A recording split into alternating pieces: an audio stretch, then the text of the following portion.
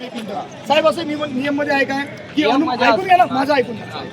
असं कोणत्या संविधानाच्या चौकटीत आहे का की उमेदवारासोबत एक प्रतिनिधी असला पाहिजे? एक मिनिट आहे का असं नसला पाहिजे म्हणून? आहे का असं कुठेतरी आहे का? मला सांगा ना तुम्ही थोडंसं एखादा शब्द. आता मॅडम आले, मॅडम सोबत आपण विचारून देऊ. लेडीज उमेदवार असतात त्याचा प्रतिनिधी सोबत नाही. तुम्हाला फक्त सर्विलन्स 15-20 मिनिटासाठी येता मला सांगा तुम्ही सर्व बरोबर आहे. मग प्रत्येकाला कळा साहेब. आम्ही काय म्हणतो कंटिन्यू म्हणजे बाकीचे लोक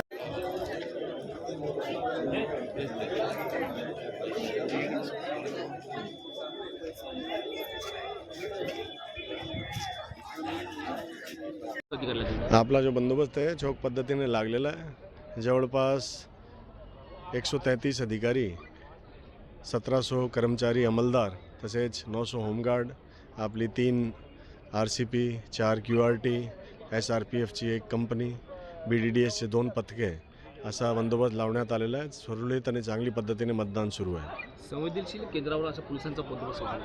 ते बंदोबस्त चांगली पद्धतीने सर्व ठिकाणी आहे आपला, आणि बंदोबस्त मतदान चांगली पद्धतीने सुरू आहे. मतदारांना काय आवाहन कराल?